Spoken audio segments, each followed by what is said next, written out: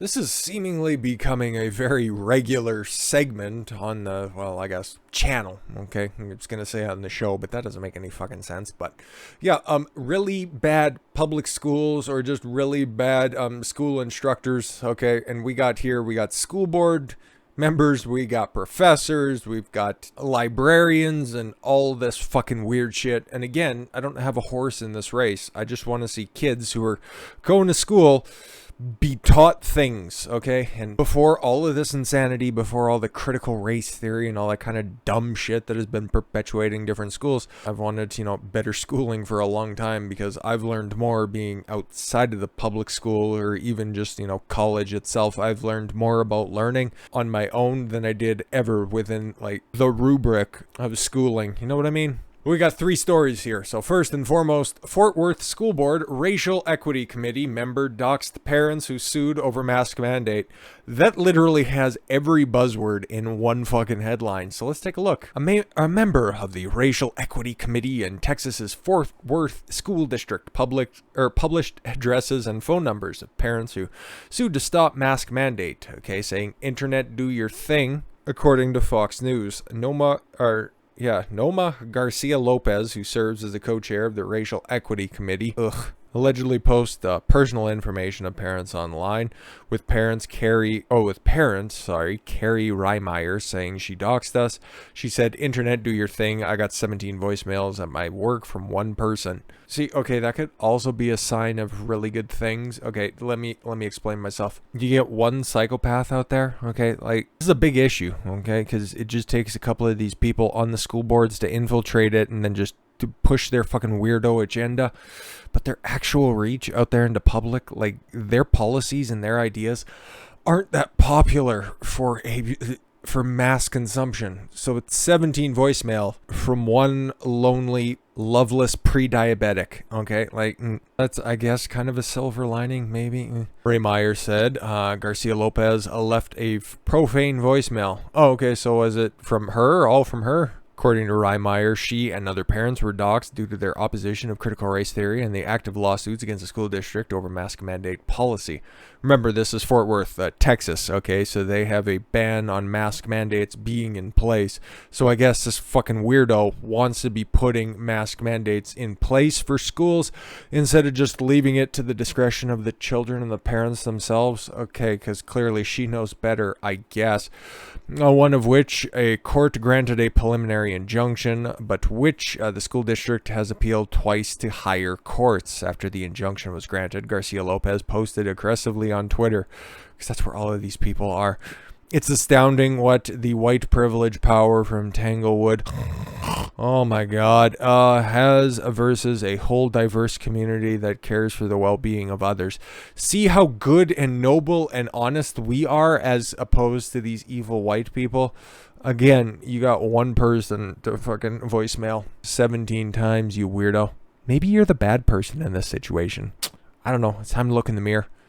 Probably a wide mirror, too. These are their names: Jennifer Traeger, Todd Daniel, Carrie Reimeyer, and a coward, Jane Doe. I don't think that's her name, but you probably think it is, because you're very stupid. Internet, do your thing. Oh my god. She has an A in there. That means that she's really, really trying to enact some change. The Racial Equity Committee co-chairs have made her Facebook and Twitter posts private. Oh, cool. She's calling everybody else a coward, and then she privates her own accounts. That's cool. But there's a video of her speaking in front of the school board in which she tells other parents to shut up and says they don't care about protecting children. I think parents want to inherently protect their children more than just some fucking whack job on a public school board. I'm just going to throw that out there. And they are whining about individual freedom. Okay, cool. But she's the good person in this situation, right? Oh, okay. The voicemail she allegedly left Reimeyer can be heard at the end of the video, in which she says, "Fuck you, you stupid bitch, Carrie Reimeyer. Fuck you with your white privilege, not caring about the well-being of others. Fuck you." She's also very well spoken. According to Fox News, who obtained screenshots of the post after releasing personal information about the parents, a local activist thanked her. In reply, Garcia Lopez said, "They definitely need to be called out. Likewise, stupid." Another post, Garcia Lopez apparently mocked Governor Greg Abbott. Of course she did, because she sucks, for needing a wheelchair, and also shared a post likening opponents to mask mandates of members of members of the Ku Klux Klan. Oh, okay, of course, both of them that are still out there. But isn't that a little bit weird? Like, the people who want to have things taken off their face are somehow like the people who put things on their face. It just doesn't really compute. But again, my IQ's a little bit higher than 80, but whatever. Y'all had no problem wearing masks, but when you're burning crosses on our lawns, bombing our churches, and lynching black people. Remember the last person who was lynched in America? Actually, the last two were white, but she doesn't know that either. But hey, then again, in her attempts to dox and out and harass whatever the fuck she wanted to do with those parents, she was the one who ended up bearing the brunt of this. So all's well that ends well, stupid. Fairfax County. You guys, we talked about this. I forget exactly when, but there were some rather obscene books that were in certain libraries in Virginia, and they were taken out, at least preliminarily, until they were researched by the public school boards. And then, yeah, they ended up getting reinstated because reasons, I guess we're going to figure out why. Fairfax County Public School reinstates 2 books, Lawn Boy, ugh, and Genderqueer, ugh, a memoir, saying they do not violate rules despite parents condemning them as pedophilic. That they are, Tim, that they are. The Virginia school system has returned 2 books to library shelves months after they were removed for being condemned by parents as obscene and pedophilic. Novel Lawn Boy by Jonathan Evison contains graphic depictions of sexual activities by a 10-year-old boy, and Genderqueer, a memoir, includes photos of sexual activity between a boy and a man. Nothing pedophilic here. Fairfax County public school leaders pulled the books for a formal review prompted by complaints that they contained obscene sexual material. Again, what's their bar for being obscene, I guess? But committees of administrators, librarians, and parents and students who reviewed have now determined that they are appropriate to be for high school readers. Okay. Both reviews concluded that the books were valuable in their potential to reach marginalized youth, who struggle to find relatable literary characters. Imagine being so stupid that you need to see yourself in everything that you view or read. I don't know about you, but I don't see very many literary characters that are 6.5 foot tall quarter natives. Like, I don't know about you, but yeah, I don't think that's very common. So again, I don't do very much reading or watching anything because I can't relate to people. Fuck off. But I guess pedophiles read this book and realized that we need some representation. One committee found that Lawn Boy included themes that are affirming for students and with marginalized identities, and that there is no pedophilia in this book. Again, it depicts a relationship between a boy and a man, but there is no pedophilia in the book, right? Obviously. Okay. The other committee found that Genderqueer depicts difficulties non-binary and asexual individuals may face, but not their children, because they won't ever exist, but neither depicts nor describes pedophilia.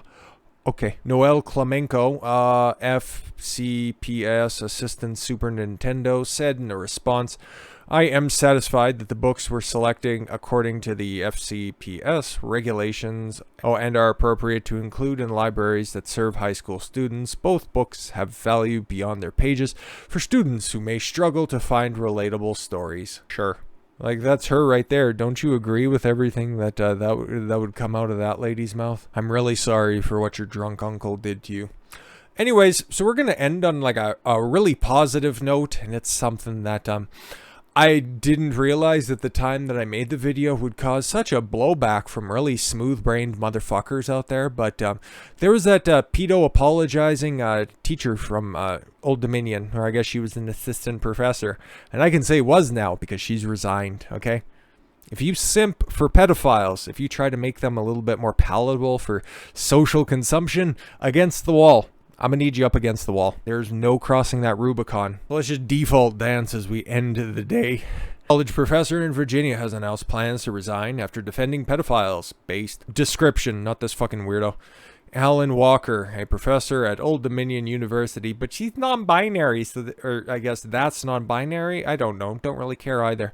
Wrote a book that referred to pedophiles as minor attracted people. Don't care. Go fucking hop on a live stream with Vosh or some dumb shit like that if you want to talk about fucking pedos' rights. There's some things that just aren't socially acceptable, nor would they ever be. Sexualizing children is right at the top of that fucking list. And detailing their pursuit of dignity. There is none to be found there. It's like screaming necrophilia rights. Fuck off. Or you know what? Yeah, we should put necrophiles and pedophiles in the 6-foot hole and then fill it up, preferably with lava. Walker, who identifies as non-binary, not doing a really convincing job, told the Proteja Foundation earlier this month that there are a lot of misconceptions about attractions towards minors. No, there aren't. Claim that it is not immoral to be attracted to children, provided people don't carry out sexual abuse against them. No, it's pretty immoral to be attracted to children. Fuck is wrong with you? Professor has also said the descriptor of minor attracted people is a less stigmatizing term than pedophiles. So it'd be like saying if I got like a shotgun or something like that, and I was just gonna go around and be a map educator, make the world a better place the way that I see fit. I'm just saying, potentially, if that's the case, like, would that be a little bit of a less stigmatizing term? Fucking degenerates. Walker's remarks drew widespread criticism by, people with good sense, instead of morons out there that think that, oh, there's good conversations to be had on both sides of the aisle. No, there's not. There's no intellectual honesty to be found out there. Sucks to suck. An academic community plays a valuable role in the quest for knowledge. A vital part to that is being willing to consider scientific and other empirical data that may involve controversial issues and perspectives, the school said on November 13th. That I agree with.